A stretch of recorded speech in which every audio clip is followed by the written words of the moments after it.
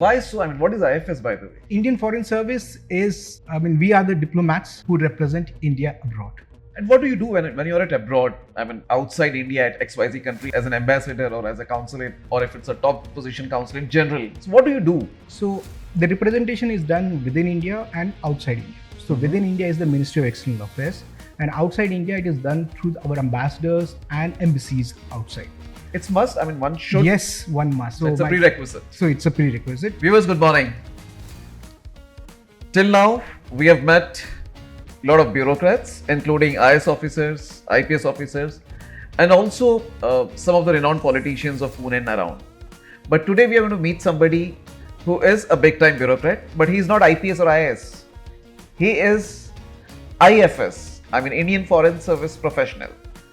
So we have Dr. Deore in front of us. Good morning, sir. Good morning. And Dr. Deore have been in news in Pune for issuing extraordinary number of passports. So congratulations for this achievement. Thank you. And before we get into detail, I request you yourself, why don't you tell us more about what is Indian Foreign Service? Because people think much about IS, IPS, IRS, but IFS is again very, very lucrative, I would say, bureaucratic position. And what is it?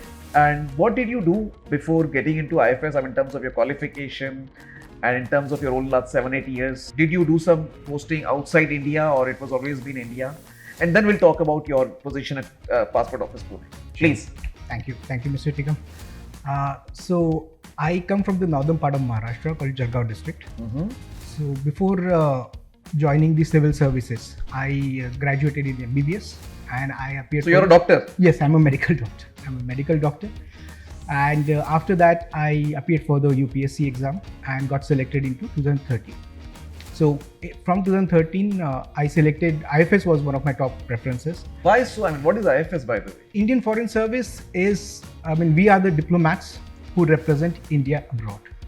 So we are the core officials or officers who man the Ministry of External Affairs. And what do you do when you're at abroad? At outside India at XYZ country as an ambassador or as a consulate, or if it's a top position consul in general. So what do you do? So the representation is done within India and outside India. So within India is the Ministry of External Affairs, and outside India it is done through our ambassadors and embassies outside.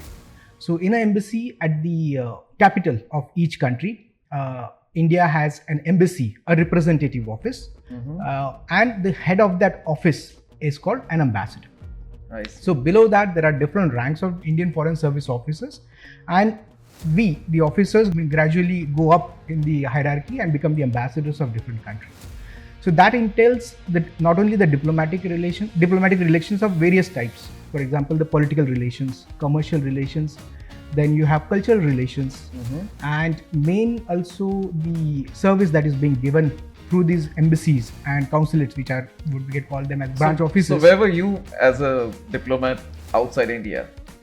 So when I joined service, when you join Indian Foreign Service, one has to choose a language, and I chose Portuguese as my compulsory foreign language. I see. I was lucky enough that the government of India sent me to Brazil to learn the language. There in one of the topmost institute in Sao Paulo, which is equivalent of their Mumbai. I learned the Portuguese language, and after passing the language, I was confirmed into the service. Nice. It's must. One should. Yes, one must. So it's a prerequisite. So it's a prerequisite. So if you are, my friends, somebody chose French, somebody Japanese, some Chinese. So I chose Portuguese. Interesting. Yes, I chose Portuguese, and after that I was sent to Lisbon, Portugal. So there I spent about 2 years, 9 months. And from there, I was again sent back to Brasilia, the capital of Brazil. Both times, it was intense visits of Prime Minister Narendra Modi. And before that, I was lucky enough that the ministry had entrusted me to send there as an officer and to do various works there as well. And you personally met Mr. Modi at Brasilia or maybe at Lisbon for some official, I would say, ambassador-related things or purpose? Yes. So I was fortunate enough that even within this, when you get into the service, you have the call on with the Prime Minister as a batch itself, as a foreign service. You go to Prime Minister, and before you are leaving the country, you actually see what is the vision of the leaders. They gave you the directives. Okay, what is their wish list? Because at the end of the day, you're working for the government.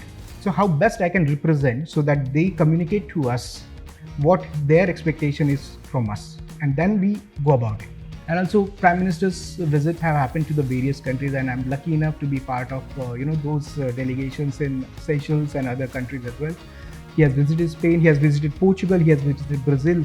So there we were lucky enough to have those visits as well. So shall I presume that IFS officers are fortunate enough to meet or to work closely with top leaders of the country? Very much so. I would say very much so. That is what one of the responsibility. That's very serious responsibility that we have to represent the country and to better communicate to the either side. To the foreign side as well, to the Indian side, what and how we can best represent the country's interest abroad. I think this interview or this discussion will certainly give a pervasive idea about IFS to the aspirants who want to get into civil services. I would say this, while I'm doing this, our top boss, Dr. S. Jaishankar, he has done, he has been representing and even also inspiring the youths. Recently, he was in Pune also. So it is very inspiring to have such a dynamic leader. Good to know. So, Dr. Deore, you have been in news for quite some time in terms of issuing more and more number of passports. And I think you've created some record in terms of Pune RPO, Pune Regional Passport Officer. Okay. How is that? I mean, what is the exact number in terms of last financial year? And how did you achieve this? So it has been growing demand for passport, which is symbolic of India's rising economy and people's, overall lifestyle as well, So we are trying to cater to the maximum number of applicants and try to issue the maximum number of possibles in record, in a speedier manner. So last year in 2023, we issued more than 4.5 lakh of passports, which was a record since this office was created in 1999. Oh, so 25 years, it's a big number. It's a big number, and we were lucky enough. I was lucky enough to have a great team with whom we could work. We did various initiatives. So one of that initiative was, for example, we increased the number of appointments that we give at various Passport Seva Kendras and Post Office Passport Seva Kendras that we have across under RPO Pune. So one was that. So we increased the number of applications that are being accepted. Number two, we also did a campaign on social media to simplify the information. Already the passport process. So government agencies are also utilizing social media as a tool. Very much so. And frankly, we are very active on social media. Whoever responds to us, whoever sends us query or something like this, we rightly respond to that. However, we prefer people giving, because on Twitter you have limitations of characters, so that the entire message cannot be, you cannot give the complete information. So we ask the applicants to first visit the website of Passport India. If he or she is not satisfied with that information, they can certainly write to us at RPO Pune email. And in terms of appointments, a number of people who visit your office or maybe Seva Kendras, what is the general number you meet? I mean, your office see every day? So we have, this is the main office, the regional passport office, and under us we have 12 districts and 18 Lok Sabha constituency as the jurisdiction. 18 Lok Sabha constituency? 18 Lok Sabha constituency. And in each Lok Sabha constituency, I'm delighted to inform that we have one office at least. Mm-hmm. So we have 19 offices under this office. One of the biggest one is the Passport Seva Kendra in Mundwa. Other one is the Passport Seva Kendra at Solapur. And other places, the Ministry of External Affairs has tied up with the Department of Post, and we have opened up something what we call the Post Office Passport Seva Kendras. So a person from Kolhapur, Satara need not come to Pune or Solapur just to submit the application, and the service is being given at those locations. So it's like providing ease of service. Ease of service at the nearest place that they have. And what number of people your office generally meet every day in terms of appointments? So overall, throughout these 19 offices, we give about 2,500 appointments a day. Every day? Every day. And these are categorized into the normal passport appointments, Tatkal, and also what we call the police clearance certificate appointments as well. Okay. So these are them. And while discussing this, you said this is RPO, I mean Regional Passport Office, and then you discuss about Passport Seva Kendra also. So when you say RPO, what kind of functions you have other than issuing passport? I mean, are there other objectives or other duties also? So issuance of passport is the core job, is the prime one, and is the majority of, if you say, the more than 95% of the job that we have. Mm-hmm. So the passports are basically two types of passport that we get applications. One is the fresh issuance of passport from a person who had never held a passport before. First time apply. First time applies. And the another one is the reissue. So somebody held the passport, now he wants it to be reissued. Other than that, we get the police clearance certificate. The police clearance certificate is basically a document that is at times requested by the foreign governments to the applicants who are going for a long-term stay there. So basically the foreign governments ask these people, okay, please go to their respective governments and get a certificate that you have nothing adverse against you. There is no case pending or something like this. So that also service is given through the PSKs and POPSKs. I see. The one more service that we give is called the surrender of passport. So for example, somebody has obtained the foreign nationality. The applicant has to surrender the Indian passport. He cannot hold on to the Indian passport, and that service can also be given here. So we issue something called a surrender certificate. And lastly, we have something called GEP application, Global Entry Program. It's a US, which is an agreement between US government and Indian government. Through that, there's a program called US Global Entry Program. And those applications are also accepted at the Passport Seva Kendras. And that process also involves other agencies, but the primary submission happens at the Passport Seva Kendra. Okay. And let's say if you want to apply, I mean, for citizens, if somebody would like to apply for a passport or maybe renewing the passport, what is the process? And is it really easy or it's a cumbersome thing for the applicants? See, over the years, the passport service has become quite efficient and very easy for the people. It's online process. So first there is a submission of passport application online. We have a dedicated website for Government of India has a dedicated website for that. Post submission, the applicant can choose the appointment, and on the he takes the appointment for the respective PSK or POPSK. Okay. He visits that. So the next step is visiting the POPSK or PSK in person and submission of those documents. Post successful submission, the police we send the application to for police verification. Once that police verification comes clear, the passport is being printed, and fifth stage is sending that passport through post office. And tentatively, what kind of time is required once you apply to get the appointment and finally get the police verification cleared? What is the tentative time required for this? So, through the various initiatives that we have taken and with the support, and I would like to clarify here also that it is a team effort and with the support of the ministry. It's not the individual effort of only this office or myself.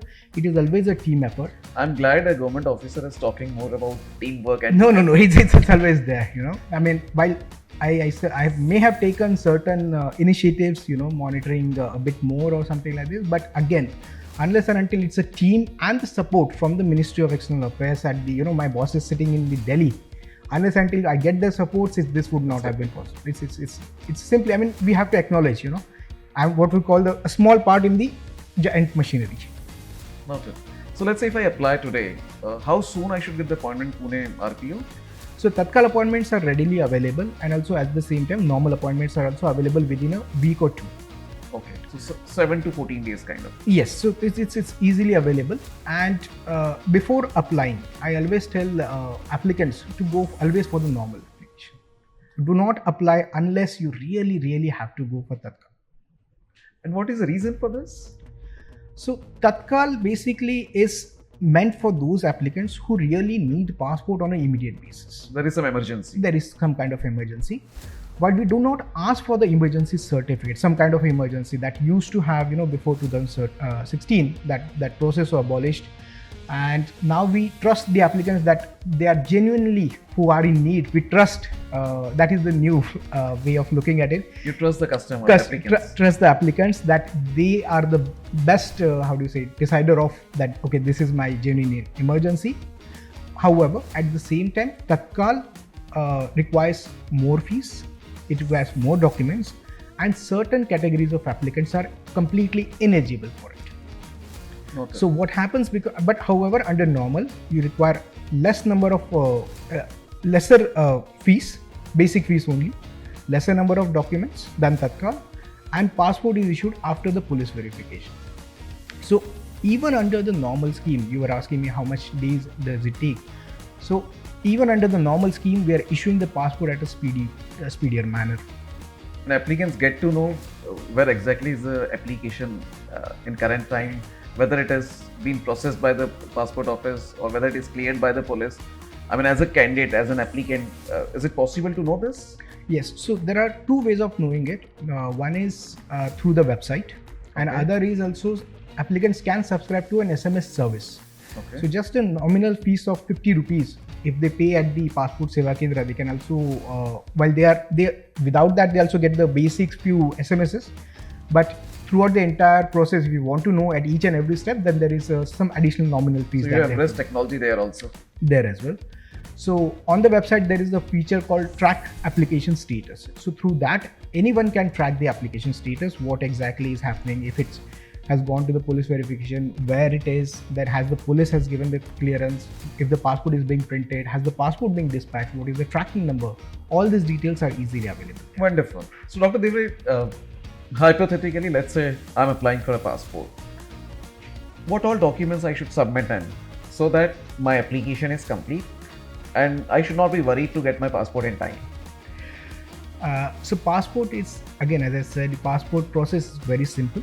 It requires a couple of documents. Like, So first is the applicant has to prove the birth. So proof of birth document, be it birth certificate, 10th mark sheet or any other matriculation document, or passport in reissue cases. The second is the address proof. Aadhaar card for birth. Aadhaar is not a proof of birth. Okay. Aadhaar can be taken as, currently can be taken as For the address. proof. Not for date of birth. Not of date of birth. If you go to UID's website and download your e-Aadhaar right now, you will clearly see a message that this is not a proof of birth. True. The second is the address proof that we require. It should be in the name of the applicant. Address proof means what? So- Can it be a leave and license agreement? So rent agreement can be taken as one of the document. Rent agreement which is duly registered or a normal notarized rent agreement? We encourage to go for the registered because I see. that helps also the police verification process later on. Because Because ultimately it will go to police verification. ultimately it will go to the police verification. So whatever documents that you're submitting, we recommend people also, one of the important facets that we are talking about is use of DigiLocker. Mhm. So DigiLocker has been integrated very well with the Passport Seva website, and through that, if at the time of online application, if somebody submits his documents, required documents, let's say Aadhaar, 10th mark sheet or other documents Through DigiLocker through directly. DigiLocker directly, grants the access, our system fetches the document when the applicant visits. So this sync is possible. So sync is completely possible. Applicant doesn't have to carry any single physical document at that point of time. Good to know. And this is quite green initiative. But I think majority of the people don't know this. No, it's we have been promoting this. However, even the adoption of DigiLocker, it's quite and its use, it's quite, how do you say, with the young crowds at this point of time. And I would actually ask your tech savvy listeners and viewers, to encourage your mothers, fathers, uncle, aunties, brothers to make sure that your family members, are having the DigiLocker and also using it while applying for the passport service. I'm changing your focus for a moment. So you initially, in first round, you discuss about tentatively 2,500 applicants every day. How many, what percentage has DigiLocker also out of this 2,500? We see its use is close to about 2 to 3%. Pretty less. Pretty less. This because at times people keep on changing the numbers also, so it also has to be linked to your Aadhaar, and then you have to know what documents you have to fetch those documents in time and then submit. But however, those who do it, they just move through the process at Passport Seva Smoothly. It's a very smooth sail. because there is no scanning of documents at all. The documents are fetched. So and then Passport Office has embraced the technology. Now it's time for applicants to embrace the technology through DigiLocker. through DigiLocker, I would definitely recommend. I see. Any other document required for application? So apart from the proof of birth and address proof, those applicants who are applying for the very first time for the passport and they are between 15 to 50, 15 से 50 के बीच में है, so those applicants are required to give the educational qualification. So why it is required is sometimes if those who don't give this kind of document, the educational qualification, they would be issued a passport in which there would be an endorsement called immigration clearance required. And what is this? So basically, there are a lot of people in India who are semi-skilled or unskilled labor who go to, let's say, Gulf countries and other countries for employment purposes. At times, due to the lack of how do you say, the understanding of the documents, difficult documents or something like this, they sign, let's say, some kind of agreement which they may not be aware of, and while landing up in those countries, they might get a different job than that what they actually thought about. Mm-hmm. So for those people, the Ministry of External Affairs have something called Protector of Immigrants. So through those, let's say somebody who has this endorsement of immigration clearance required, that means he's less than 10th pass. Okay. And then he or she needs to, that such a applicant has to go do a certain, a seminar at this Protector of Immigrants. And then they know what they should do when they reach the foreign country. They are better aware, So better technically, prepared. if you're a graduate or a PG, as an applicant, one should ensure that immigration Immigration EC, I mean 10th is not required. Yeah. So what they have to do is, again, 10th certificate, basic. Even if Only you're 10th. even if you're a PhD holder, I would say the same thing. Keep the equation very simple. 10th. Everybody would have 10th certificate at least. So go for the be. basic one that is being accepted. And if it is there, not required. It is not required. So you have to submit it well in time through DigiLocker. However, if you are not able to submit it through DigiLocker, then you will have to carry the original document. So again, ultimately, you're making your own life cumbersome. Your own life. Because at times what happens is, for example, my education or somebody's education documents would be with the education institute. Now if you don't use DigiLocker, then you have to request your education institute to give you those documents. And again, that process might take some time. And this education institute could be at some other location where you're not there. When you're not there. Or maybe it's closed or something, So it's like making things difficult for yourself. For sales. Note. So this is about the application. In terms of address, what I've understood from my viewers or from my colleagues when we're working for this preparation for this interview, that address proof is considered to be one of the biggest challenge in terms of application.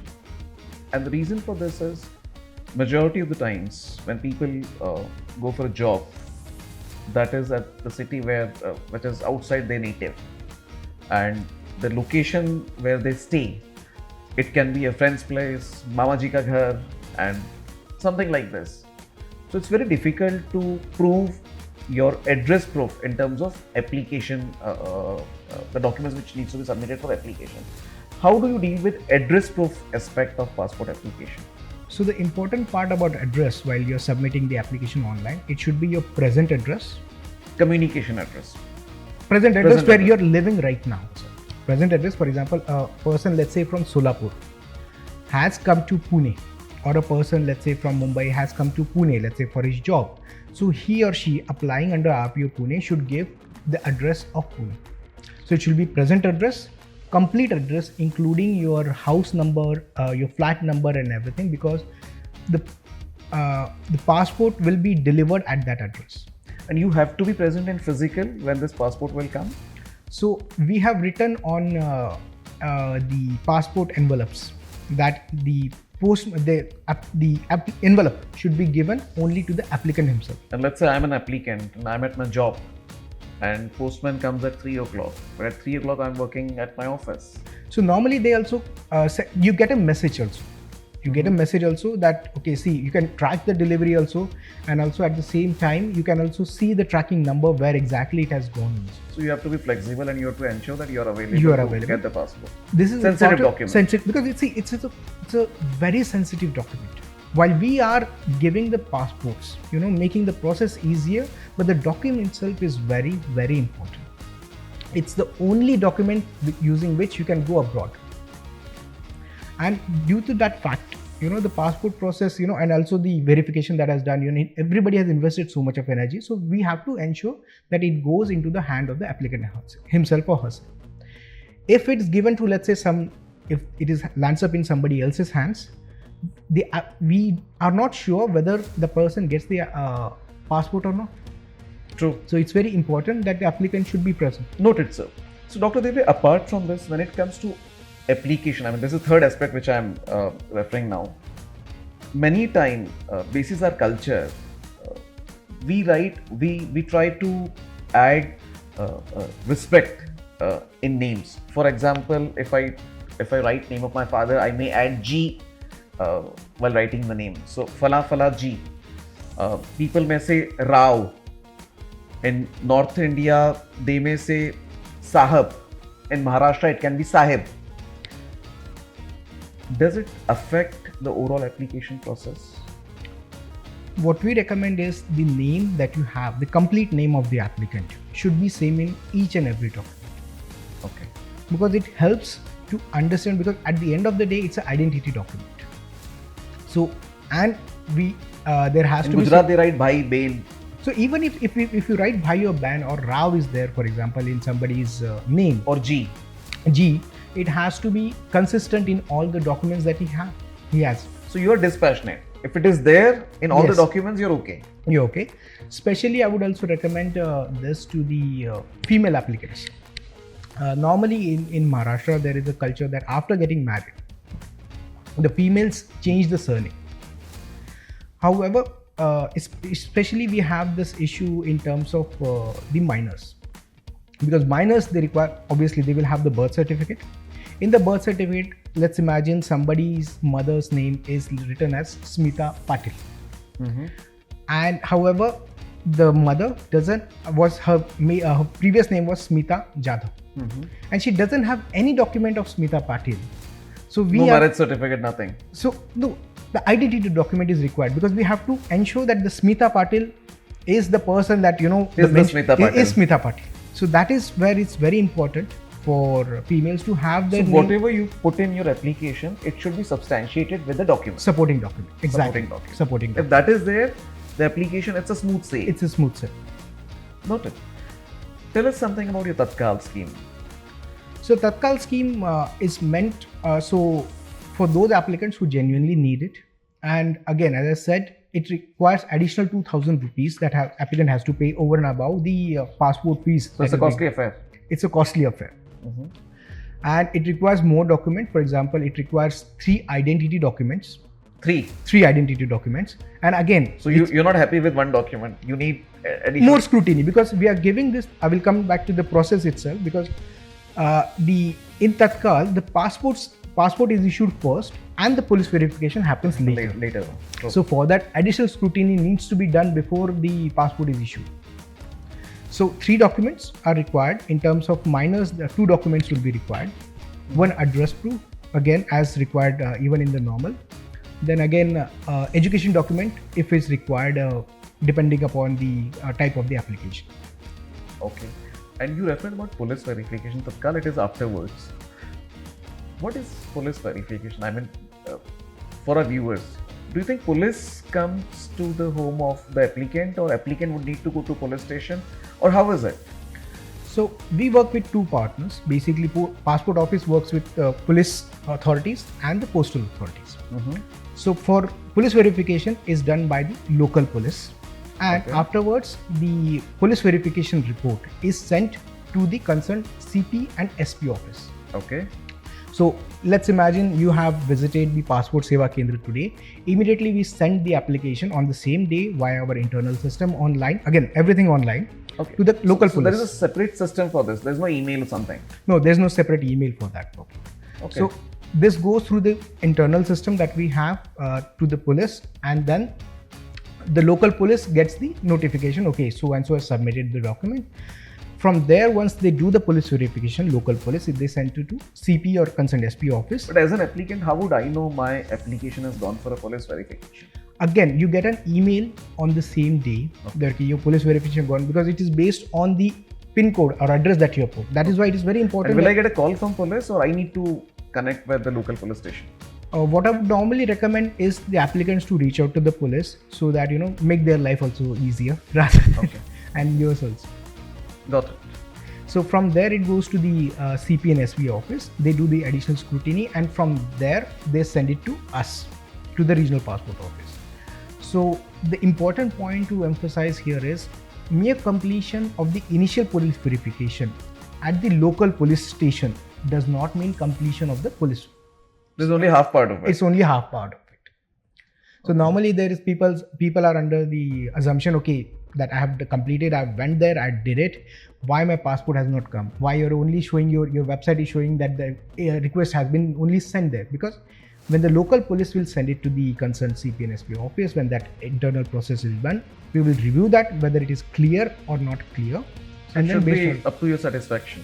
up to the normally it has to be clear. Noted.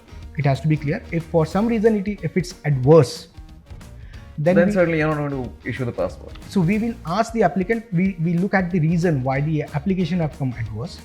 We inform the applicant through email and through a proper postal letter goes to applicant to take the necessary steps, Note.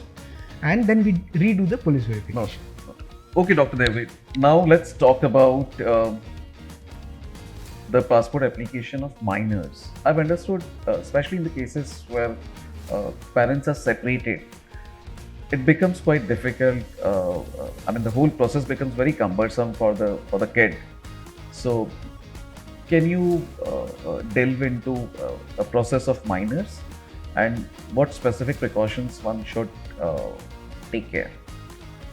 So the minor's passport application process is essentially similar to that of the adults. However, since the minor is not able to take a decision on his behalf till the 18 years of age, we require both parents' consent on that part. What is consent? Let's say they're staying separate. So under normal, let's say take a normal case. Let's say both husband and wife are staying together. Regular family. They want to apply for their child. So the birth certificate of the child. Correct. The name of the mother and father in the birth certificate should be as per their passports. True. Then the address proof, it can be in the name of the child, let's say an Aadhaar card, or it can be in the name of the parents who is applying for the passport. If the child is less than 15 years old, you need not give the non-education proof is not required.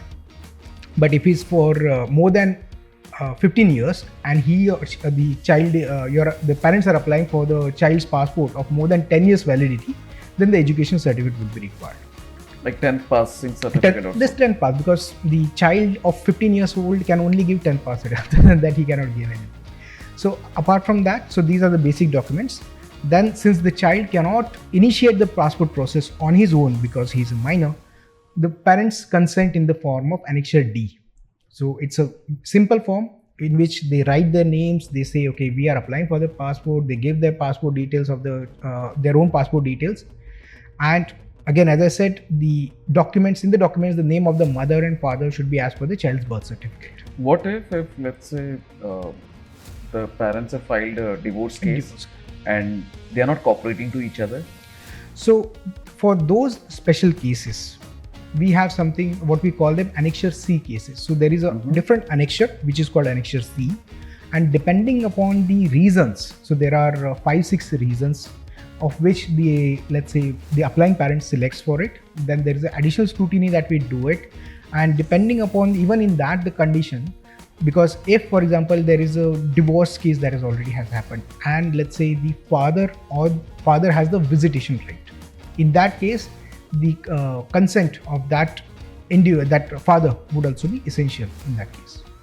Okay, so sometimes it becomes tedious then. It takes longer process because the supporting document are difficult formalities are difficult for the applicant to give it to us. Otherwise, if you have those documents, for example in terms of children, if the normal application if you are given, it's a speedy process.